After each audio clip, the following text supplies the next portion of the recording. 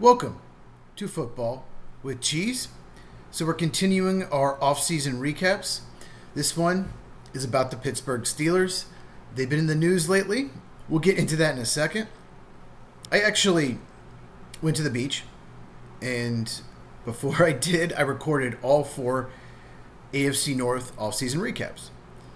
And I'm redoing the Steelers one, obviously, because of the Aaron Rodgers news. Might have to redo another one or maybe all of them because stuff keeps happening. But we'll get into that. If you have not subscribed, why not? Please do so now and hit that notification bell because you never want to miss one of my videos. So Pittsburgh Steelers. We'll get to Aaron in a second. Last year they were 10-7, 10-8 if you count the postseason, but they started 10-3. The defense was awesome. They were doing just enough on offense. Russell Wilson wasn't playing great, but he was still making some plays. George Pickens was playing good. And when the defense fell apart, the whole team did. TJ Watt hurt his foot. And the defense just wasn't the same. It wasn't just him hurting his foot. Other people weren't playing well either. So basically lost 5 straight to end the year. But those teams were the Eagles, Ravens, Chiefs, Bengals, and Ravens again in the playoffs. So it was a combination of harder schedule and the defense fell apart. They were a contender until it fell apart. So adding Aaron Rodgers to this team, they should be pretty good. I could see them going 9-8. I could see Aaron Rodgers not meshing well, and they don't have Pickens anymore. But I could see them winning 12 games and being a contender. So Aaron Rodgers is finally here. The rumor is he's going to sign for $10 million plus incentives, which is such a bargain. Average quarterbacks are getting $40 million a year. And Aaron doesn't need the money. And that's a really unselfish move on his part. A lot of people in the media, especially Bears media, talk about Aaron Rodgers like he's this horrible person, horrible teammate. And that's not true. I think he used to be a better teammate than he is now. Obviously, he's going to sign probably today. Today is Friday. But he wanted to stay away from a lot of the offseason activities. He's doing his own thing. I'm not saying he's this wonderful person. I don't know him personally. But calling him a bad teammate, I even heard one guy said he's always been a piece of shit teammate. I'm not going to mention who that was. That's insane. That's not true at all. I have looked into this when Rodgers was getting criticized, when he was still in Green Bay, when he went to the Jets. I looked into a lot of his ex-teammates. And I see so much positive. There were some teammates that had no reason to say Aaron Rodgers was a great guy. They weren't even still affiliated with the Packers. They didn't have to say he was a great teammate, but they did. A lot of them. And in my research, I came across a few things. There's an undrafted free agent that signed with Green Bay, didn't make the team.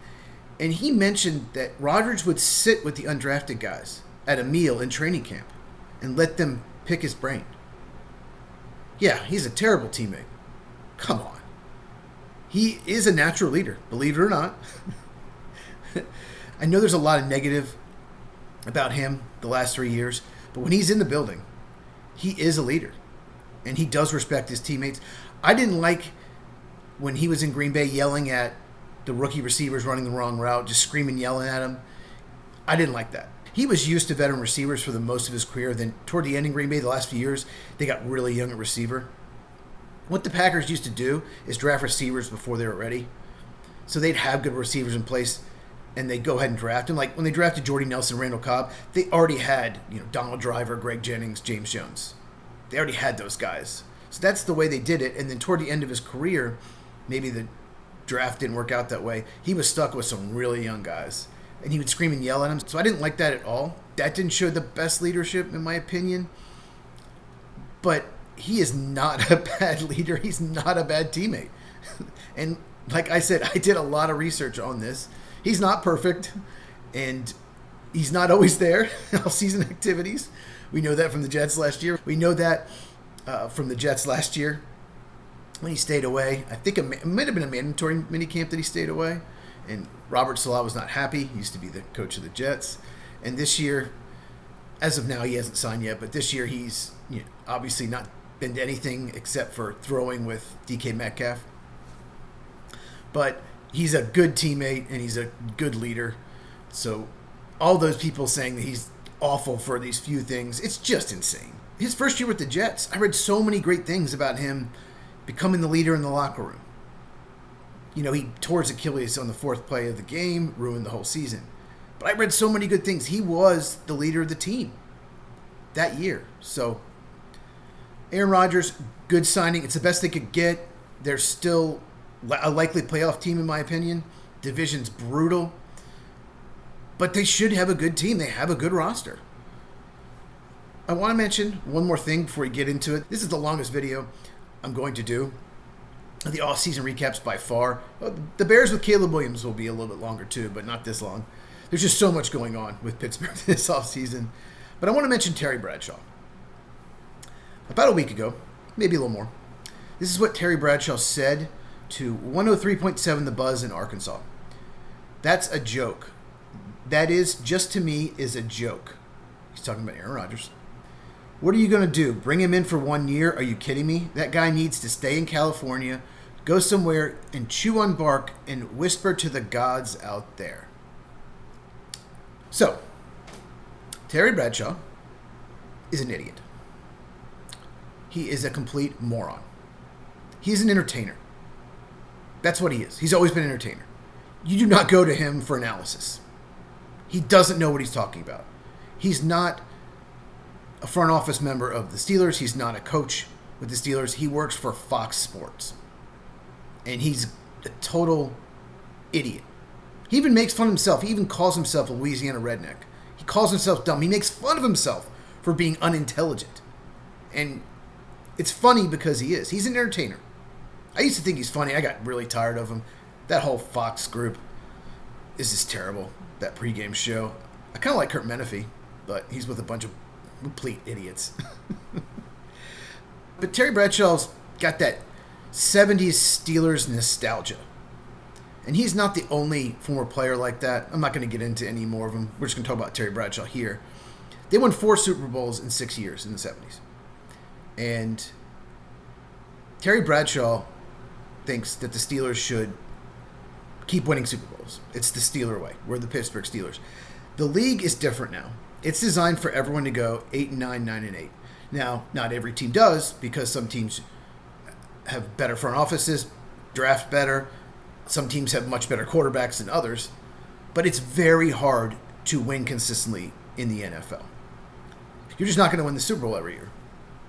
Even the Chiefs, with all the help they get, they didn't win it this last year. They don't win it every year. And the Steelers don't have a quarterback. They haven't for years. Since Big Ben retired, in the last few years of him, he was not playing well. They don't have a quarterback. So they're not going to win the Super Bowl. We'll see what happens to Aaron Rodgers this year. 2 years removed from the Achilles tear, so very likely he could play better.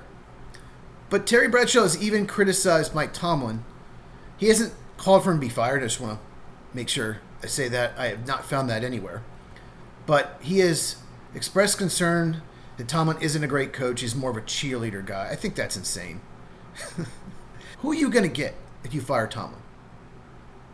Because he has never had a losing record. 2 years of Kenny Pickett, and he didn't have a losing record. Who are you going to get that can coach better than that? The only argument is maybe we need to change, maybe it's gotten stale. But I don't think that's the case. I think the problem is they don't have a franchise quarterback. They don't have a top 10 quarterback. And if you don't, you're not going to win the Super Bowl. If Aaron Rodgers plays like a top 10 quarterback, oh, believe you me, they're going to be a contender. I'm not sure he will. We'll see. Needs another weapon. But I know the Steelers have had a very successful franchise. And they've won 6 Super Bowls, obviously 4 in the 70s. But you're going to have stretches where you're not as good. And you cannot win this league without an elite quarterback. And Terry Bradshaw is an idiot. And no one should take him seriously. And as far as Mike Tomlin goes, I did a video about why the Steelers should keep him a few months back. I'll link it in one of these boxes at the end. Make sure you check it out, Steelers fans. So, free agency. The big move they made was trading for DK Metcalf, gave up a second-round pick, and trading away George Pickens for future picks. A little surprising. I get why they traded Pickens. There was some rumors back when he was at University of Georgia that he wasn't a great locker room guy, and same rumors in Pittsburgh. That's why he fell to the second round. I believe he was drafted in the 50s, and he's got way more talent than that. He's a playmaker, let's be honest. George Pickens is a very good player. DK Metcalf is as well. So it's probably a lateral move, but they need another weapon anyway. And there's a rumor they still could trade for one. They probably need to get the most out of Aaron Rodgers. More on that in a second. They signed Robert Woods, who's past his prime. Couldn't get on the field much with the Texans, even with their wide receiver injuries, so I don't expect much. They lost Russell Wilson, Justin Fields, brought Mason Rudolph back. Yeah, Justin Fields and Russell Wilson, they were okay, but they weren't going to win Super Bowl with them. I do think Rodgers is an upgrade. I don't think it's like this major upgrade, maybe just a slight upgrade, but he is better than Russell Wilson and Justin Fields at this point. They lost Najee Harris, but they replaced him in the draft. We'll get on that in a second. And they lost Dan Moore, the left tackle of the Titans. There's no way the Steelers were paying him $20 million a year. Like the Titans did more than $20 million a year. It was just not happening. I don't think Steelers fans are going to be too upset losing Dan Moore. And they signed Darius Slay Jr. to play corner. He's a veteran. They're hoping he has something left, and they needed a corner opposite Joey Porter Jr. In the draft, I think they did very well. Derek Harmon in the first round. They need another defensive lineman. He is a really good pass rusher from the interior. They didn't have a second-round pick because of DK Metcalf. Third round, Caleb Johnson. Most people expect him to go in the second round. Very productive in the Big Ten. They took Jack Sawyer in the fourth round. Doesn't have the length or athleticism to maybe have a high ceiling, be a great player. But you saw what he did to Texas. Changed the whole game. Somehow he feels like a Steeler. They're going to get a lot out of him. And that adds already to a really good pass rush group. They took Will Howard, quarterback Ohio State, in the sixth round. So why not? I thought that he benefited from having a really good receiving core. He threw the ball up a lot, and they just adjusted to it. I don't think he's going to be anything more than a decent backup, but you never know. He had a lot of success in college, won the national title. Sixth round, why not? Undrafted free agent, Sebastian Castro, safety from Iowa. He would have been drafted and went for his workout, but he's a very good player at Iowa, very instinctive. He's going to probably make the team on special teams. I'm surprised more teams don't draft players like Castro in the seventh round. What I'm doing in the fifth or sixth round is taking chances on guys that maybe are athletic but not productive, or they have one big trait, like a quarterback with a huge arm, hasn't put it together, something like that. Teams are taking a lot of those in the seventh round. Seventh round, I'm trying to fill my roster with special teamers. Guys that will be core special teamers. That's the kind of player Sebastian Castro is. When you see my Ravens video, they also have a University of Iowa player that listed as the undrafted free agent to watch. Same thing, special teamer. Important players for the Steelers. Obviously, Aaron Rodgers. He is still not technically signed, but he's going to. We all knew he was. Jalen Warren, the running back, probably one of the most underrated running backs in the NFL. He's a free agent end of the year, so drafting Caleb Johnson was a good move just in case he leaves. Broderick Jones was their first-round pick a few years ago. He has not played well, and he's going to play left tackle this year. It's time, Broderick. Time to step up. If he does not play well, then left tackle could be their biggest need, even more than receiver next year. Zach Frazier, the center, he was a rookie last year. Played awesome. Really good run blocker. I thought he'd go real early, second round, fell to the late second round. Really good pick by the Steelers.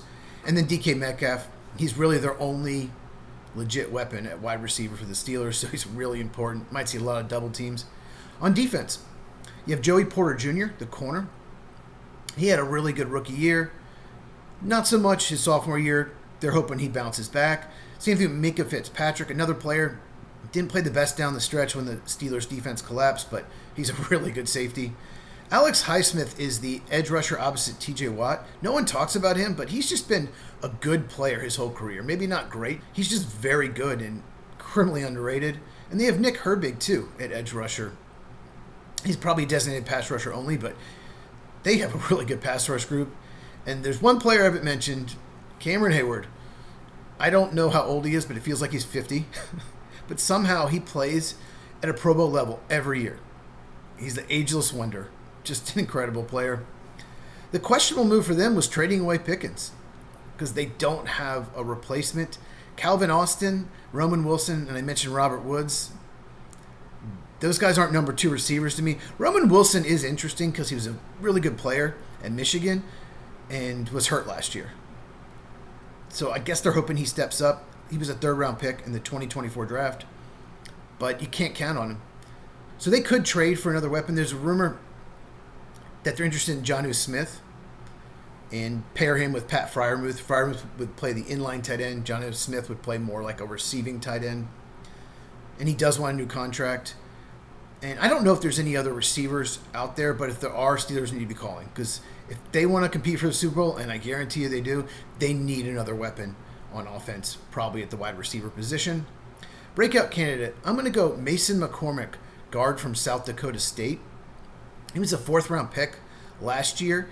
He had an up-and-down year, maybe overall average. Had some good games. Some games where he looked like a rookie, but he's really athletic.